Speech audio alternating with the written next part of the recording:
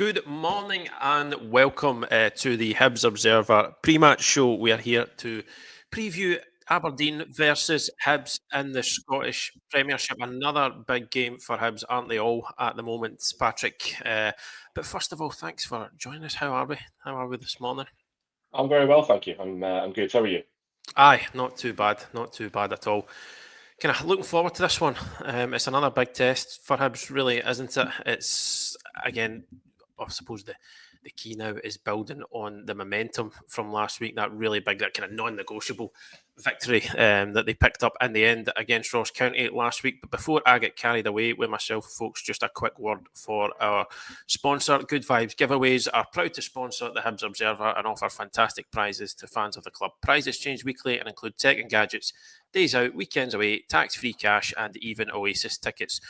So you can get your tickets now at www.goodvibesgiveaways.com and enter for your chance to spread the good vibes. I'm going to squeeze all my promo stuff into one this morning, so I don't bother with anybody with it later in the show, folks. We are closing in on 1,000 YouTube subscribers. So firstly, obviously, a big thank you to everybody who's subscribed to the channel so far. We really do appreciate it, and it's helped us just keep producing content, really. And so the more subscribers they get, the more content we can produce. So if there's anybody out there who's watching and hasn't subscribed yet, please do consider hitting that button, because it helps us to grow the channel and keep bringing you this content. But you also, from your own point of view, you'll get notified whenever we go live. So it means you'll never miss a show. So yeah, moving on, Patrick. Saturday, another big game. Not quite. I don't know. I mean, you might say, David Gray might say they're all must-win games at Hibs, but it maybe is a wee sort of change of gear from last weekend, where it was, there was no question that nothing other than a victory was acceptable. But this is a big test for Hibs, isn't it? Going up to Pittodrie, the way Aberdeen have been going this season, they've been, they're still second in the league. They've been transformed mostly under Jimmy Tilleen. Hibs did well against them last time, but it's maybe it's a big test, really, isn't it? It's a big challenge. It is. I'm not sure I'd say. Well, certainly don't think David Gray would say it's a change of pace. I think it is the way things are going. He would be wanting the same sort of performance, or at least 3 points in every game they play between now and the end of the season. But you're right. It is a different prospect. It's an away game. It's against a team at a venue where Hibs have kind of historically struggled recently. David Gray has won there before, of course, in his time as interim manager at the start of last season. So, he knows what it takes to win up there. Obviously, Aberdeen are a very different beast this season compared to last season. But I think, obviously, not the performance in every game, because I think we could agree against Ross County, the first half performance was pretty abject, bar that sort of equaliser right in stoppage time. But what I think David Gray and the players can do is take a bit of confidence from, the way they've played in certain games. For, example, the way they played against Celtic, finishing aside. The performance against Motherwell, the performance against Aberdeen last time out Easter Road, and probably bits of the second half performance last week, and of course the fact that out of 4 games, 3 of them were without defeat. So that's got to be a positive. It's got to be what they're focusing on, and I think the message from David Gray will be just keep doing what you're doing, and you'll get results, like in more ways than one. I think that the sort of biggest test, I think, for Hibs is that they had these sort of 4 games where it's been a good performance, or it's been the right outcome as far as they're concerned. The biggest issue for Hibs previously has been that they haven't been able to build on sort of green shoots or promising signs. So that's a kind of separate narrative going on there. Like keep the momentum going, keep the run going, and just sort of build on what you've done previously. No Hibs fan is really going to care if it's an awful game and Hibs somehow managed to scramble a 1-0 win.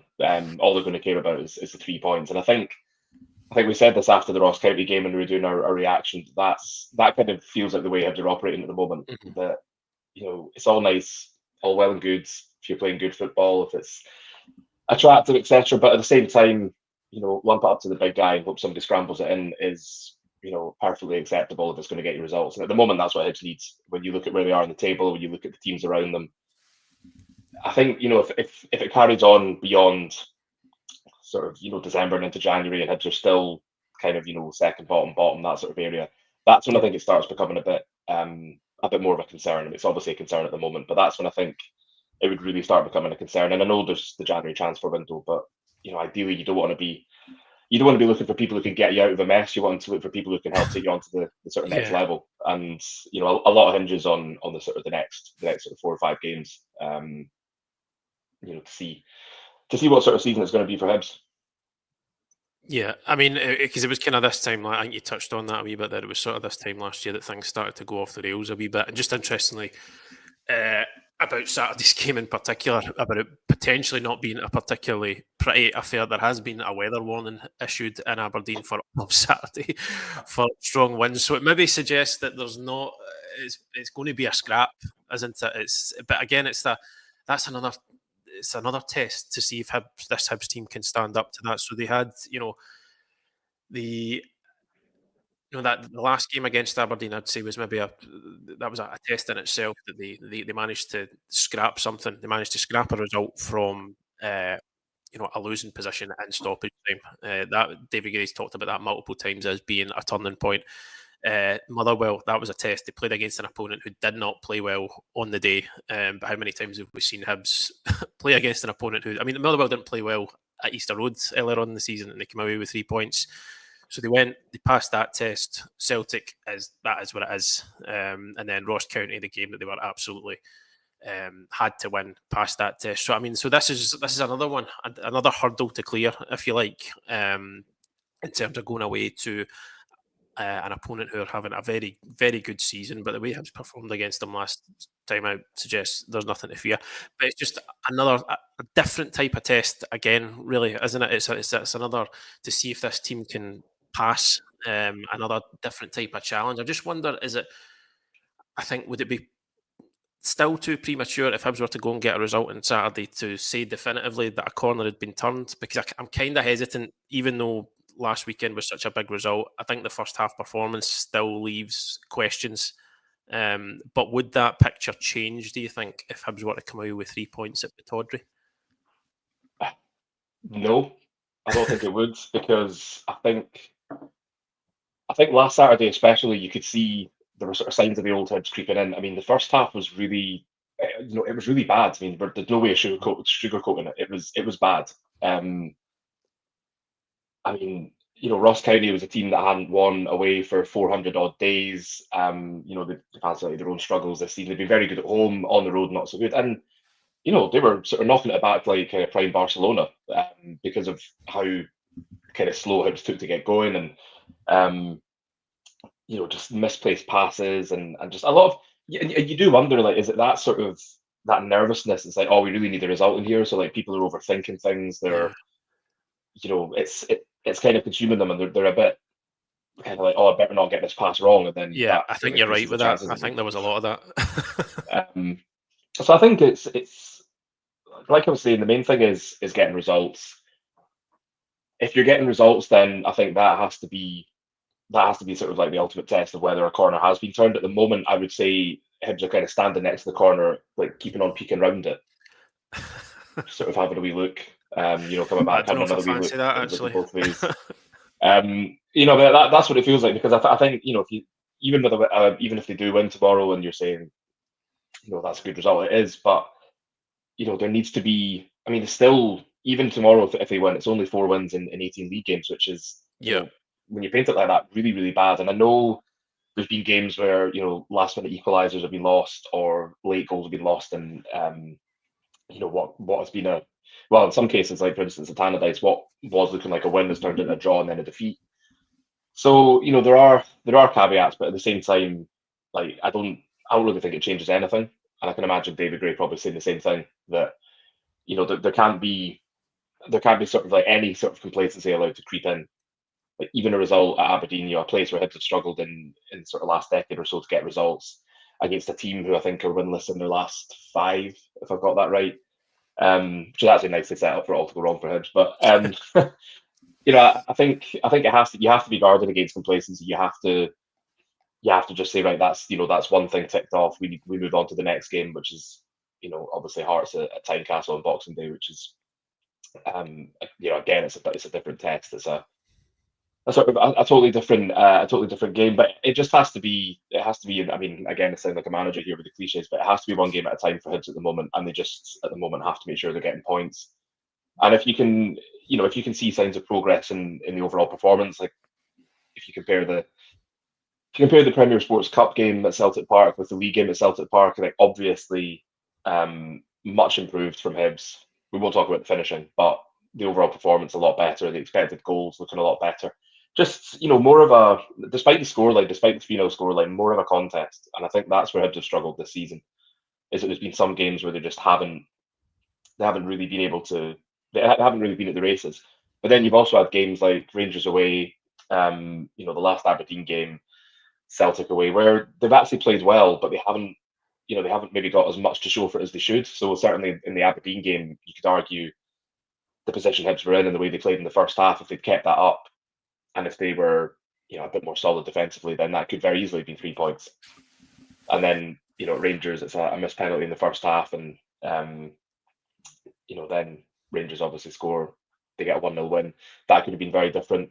If Mikola Kurevic takes any of those chances that he has in the first half against Celtic, then again, it changes the complexion of the game. It maybe changes the outcome. So, it is very much kind of small margins, fine margins at the moment. But I think you just have to focus, especially as you say, with the impending weather warning in the Granite City. I think maybe just have to focus on getting 3 points by hook or by crook, and then looking ahead to the derby.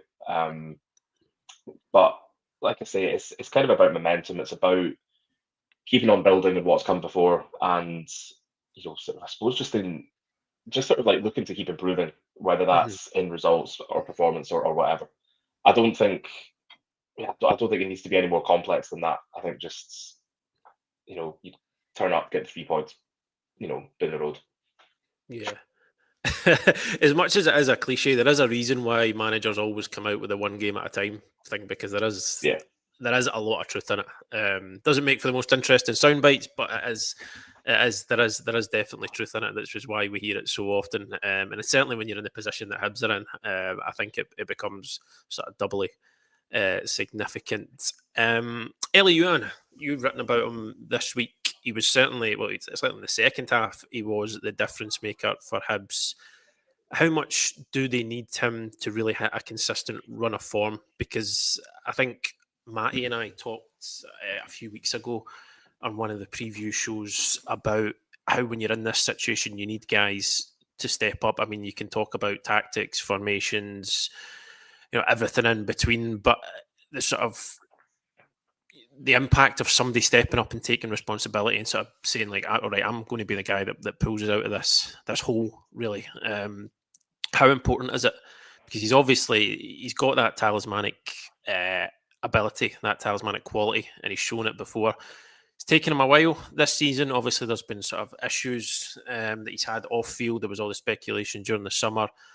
There was the abuse he was taking on social media and everything that came with that. He was in and out of the team with kind of fitness issues as well. But it's a chance for him to really kick on now, isn't it? And be the guy for Hibs. Maybe, like we saw it last season when Mizzy and Malida came in. He was the guy for Hibs. And there's an opportunity now, you'd think, for Elie Youan to really step up and build on what he did in the second half last week, isn't there? There is, and he is that sort of player. I think I'd be struggling to look at anybody else in that Hibs squad and say with any degree of confidence that they could single-handedly turn a game around on their own. Apart from Elie Youan, I just think he has that quality, he has that ability. He maybe doesn't always feel like it, but I think it's been interesting that what we've heard a lot from David Gray recently is, when we've been talking to him about Elie Youan, has just been about how much he just loves playing football. And I think you can see that when he's, he posting his clips on social media from training when he's megging someone or he's like scoring, and you think it's somebody who just wants to play football. It's somebody who just wants, to I suppose have fun doing what he loves. And I think it's quite interesting because, it's been quite that high profile instance for the fans, and it was quite well documented after the St Mirren game that he kind of had to be dragged away from what looked like a heated confrontation with somebody in the famous Five stand. And there's been other little bits and pieces here and there. There was something at Ross County in October where he was sort of speaking to fans, and I think he's maybe just one of those players who I don't know if it's a confidence thing, or I don't know whether it's but if you consider that when he was at previous clubs. He maybe hasn't got on so well with the manager, hasn't, maybe really got a chance to shine or do what he wants. And I just wonder whether he's one of those players who just kind of needs a little bit of, maybe reassurance is the wrong word, but just maybe needs to know that he's loved. I think it was Lee Johnson who said something like this, like said that he's at a club where he's loved and he knows he's loved, that sort of thing. And certainly that sort of first season in Johnson's team, he was, unplayable at times. I think we didn't see so much of it last season, but you've got a change in manager, you've got a change in personnel. You've been asked to do a different role, but I just think he's one of those players who, probably sort of feeds off the energy in the crowd. So, if it's a kind of positive atmosphere, then I think you see, you see the best of him.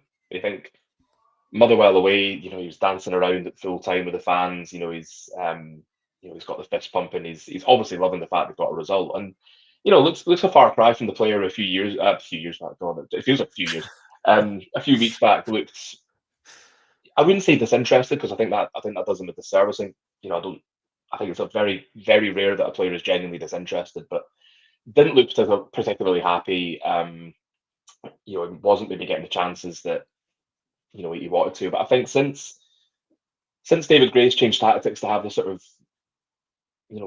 two men up front and allowing Elie to kind of play this hybrid kind of winger forward role, that I actually thought against Celtic before Kurarevic went off with injury, he was actually causing quite a lot of issues with this kind of moving between the two roles and not really sticking to one.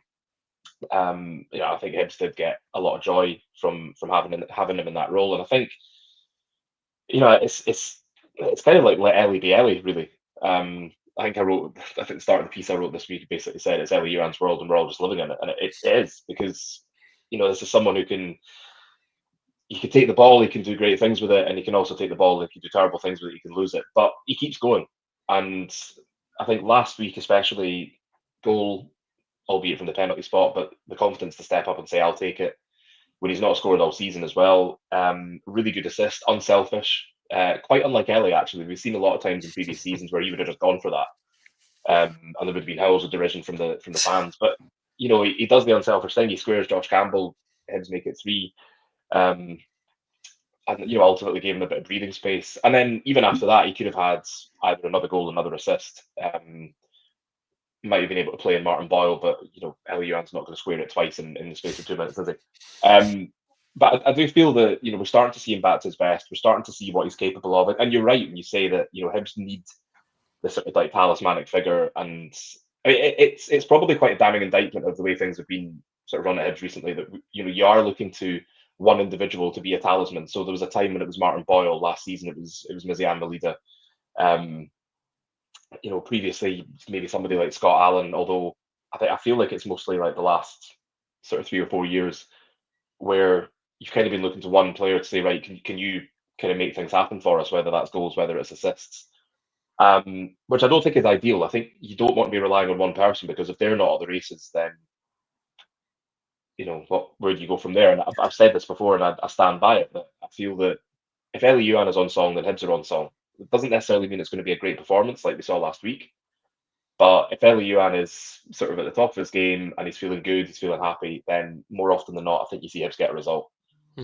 But I do think it is this sort of bizarre kind of two-way thing where when there was there were times you'll obviously have seen this yourself, and we've been at Easter Road, the atmosphere can be so toxic, so poisonous. But then recently, because things have been turning, it has been a bit more positive. There's been more of a sort of there's been a more positive vibe, and I think the players as a whole are feeding off that, but especially Elie. And I think if he can sort of feel similar at Pittodrie tomorrow, then that probably bodes well. He's certainly got the talent, he's certainly got the skill and the ability to be the main man again tomorrow. And I do think, as you point out, it took him a while to get going after the injury, and he's in and out of the team, stuff like that. There was all the stuff with the keep you up at Dundee as well, which didn't help. But I just think it does feel like he's maybe getting back to his best, and I don't think he's there yet. I think there's probably still more to come from him. Yeah, but I also think getting on the score sheet, like getting that goal and the assist last week, probably take a bit of pressure off him, because this is a player who double figures for assists and goals in his first season. I think, and then very close to it last season as well. And for him to have not contributed at all in terms of actual statistics is quite unlike him. So the pressure's off, and I think he could just go and kind of enjoy himself. And who knows? We shall wait till 3 p.m. tomorrow afternoon to see what version of Elie we're getting. But I think the signs are good. I certainly think he's somebody who can turn games for Hibs, and the way things are going, he might need that. Yep. Just finally, before we head off, team selection on Saturday. We are kind of waiting, I think, really to find out about the fitness of Warren Ahora. Obviously, he came off injured at the end of last week's game. David Gray will be speaking to the media at HTC today at around 1:30. So do stay tuned to our website for that. We'll have updates as soon as we have them. And obviously one of the questions he's going to be asked is Warren fit for Saturday, because if he isn't, then obviously with Marvin Ekpiteta already out long term, then it creates a bit of an issue, doesn't it? Because Hibs have benefited so greatly from this switch to the back three that you then need to possibly sort of rejig it. David Gray does have options. You could move Jordan Obita into the three. You could move Nectar Triantis back into it. You could go... you could maybe switch Jack Iredale. You could put, not Jack Iredale. You could put Lewis Miller in at the right side of the three, as we saw in pre-season. Well, if Lewis Miller's fit, actually, because he missed the game last week as well. So that's another question. You could go or switch to the back four. It could be potentially a tricky one. Obviously, this could all be, out of date in a couple of hours. This discussion, if it turns out that Warren Ahora is absolutely fine. But it could leave David Gray with an important decision to make at the back there, couldn't it? Yeah, and you talk about moving Nectar Triantis back there, but at the same time, just to puff the piece that you did about the stats in midfield, I don't know if you want to be taking him out of the midfield. Yeah, I personally, I don't think he would. I don't think that would be a solution, because I think David Gray obviously sees him as first pick in there. It's just if if it was an absolute emergency, then he obviously has played that position.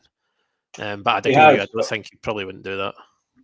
I think it'd be quite unfair on Nectar as well, because Gray talked about the red card against Motherwell and how that sort of like psychologically affected him.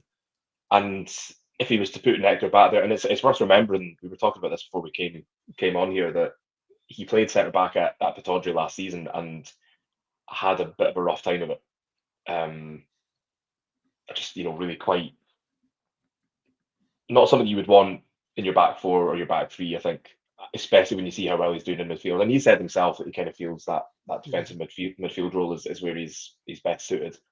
I think it's interesting because Gray obviously was a right wing back during his playing career. He did occasionally play at centre half under, I think it was Jack Ross. So he's sort of experienced that position. He knows what's required from a full back to play a kind of centre back role. It's happened quite a lot. Jordan Obita played there against Rangers last season, and I thought actually performed well. That was in a back four. Lewis Miller, as you mentioned, performed on the right of the back three in pre-season against Elgin City in the Premier Sports Cup.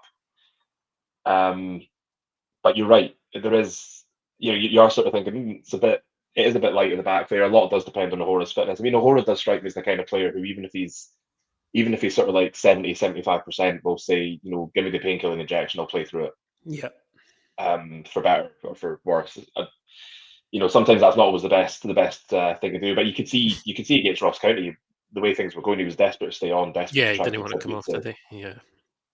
Which is what you want at a time like this. You want guys who are prepared to kind of run through a brick wall and stuff like that in the name of results. But it is difficult because Hibs have looked a lot better with the back three. We've said this previously when Gray was sort of favouring a four-man defence, that if they did switch mid-game to a back three, they just look better. Like they did that at Tannadice, which was, that kind of resulted from Lewis Miller going off. Is it Lewis Miller? No, Chris Cadden going off injured, and Lewis Miller having already been taken off, and it kind of necessitated a change in formation just to kind of go with what they had on the bench. So, very difficult to say we've been using this formation and it's been going well, but we're going to change it back. Like, I think that would have to be a last resort. So I think, he does have bodies who can play. I mean, Chris Cadden, I think, played right-sided centre-half under Sean Maloney. I'm not sure that's something that David Gray will necessarily be doing, but there are players who can play in there. And as you say, this could be out of date in a couple of hours' time. But I feel like the wider picture is that part of the reason, or maybe one of the factors in the season that Hibs are having so far, is that they have had, whether it's suspensions or injuries, they've sort of struggled at times to be able to get any sort of consistency in selection anywhere on the field, really. Because obviously at the start of the season you had you've got Kieran Bowie sort of like coming up to full fitness. You think, well, that's something in the forward line. He gets injured, and then you've got Kurevich, and then you're sort of asking Martin Boyle, and you're asking Junior Hoylett, and you're asking Elie Youan to kind of play centrally. Dwight Gale comes in, and then he has an injury, and he's not up to full fitness. Kurevich gets the injury. There's suspensions, and it's I think it's another kind of a factor, I suppose, that they maybe haven't been able to get that consistency in selection, and that I think that has had an impact. And you can see that being able to pick broadly the same 11 for the past few weeks has had a positive effect. You can see that people are more comfortable playing certain positions. They're more comfortable with who's next to them, who's ahead of them. We've seen it especially with the likes of like Jack Iredale, Nicky Cadden linking up really well on that left-hand side. So as you say, like a really big decision, a lot to take into consideration about it. And ideally for Gray, O'Hora is fit to play and he doesn't have to worry about any of this. But I'd imagine, depending on, it could have been that, they came in Monday, Tuesday, and it was like, yeah, he's fine. Or it could have been, we need to give him time and see how it develops. So it could have been quite a nervy week at HTC. But I think if they are, or if they were giving it up until like the last possible minute, then they'll be looking at alternatives for in terms of personnel, in terms of formation. But I think I would feel a little bit nervous if they do have to sort of change it drastically, whether it's in terms of personnel or whether it's like tactically, because they have been showing up better in that back three with the same people in it, and it would just be a shame when they look to be building up some sort of momentum if that was kind of dashed and back to the drawing board again. So I think we need to wait and see what David Gray says this afternoon, and have we'll get more of an idea from that. Absolutely, yep. On that note, we are going to leave it there. But as I say, do tune in from around 1:30 on our social channels and website, and we'll have updates from David Gray's press conference, where he'll no doubt provide the latest on O'Hora's fitness, and indeed anybody else as he discusses the Aberdeen game on Saturday. But as I said, folks, we are going to leave it there for just now. I know I said at the top of the show that was where I was going to do all my promo, but I'm sorry to say that was a lie, because I'm going to plug the YouTube channel just once more before we head off. I know I shouldn't be lying to the subscribers like that. I do apologise, but it's just because we're closing in on 1,000 subscribers, and it would be a big milestone for us to get the channel to that number. So if you're out there and you're watching and you haven't subscribed yet, then if you could hit that button to help us keep growing the channel. And it also gets you notified every time we go live, every time we post a video, so you don't miss anything. We'll be back. It's a lot of people prepared to listen to us, isn't it? It's quite. It is. I know you're lying to them. So it's that's what they get for listening to us too in the first place, to be honest. So yeah, we'll leave it there for today, folks. Thanks for joining us today. If you're heading through to Pittodrie tomorrow, or indeed if you're watching the game anywhere at all, do hope you enjoy it and have another positive Hibs result to take you into the festive period. So that's all from us. Thanks again for joining us, and we'll speak to you again very, very soon. Cheers. Thank you.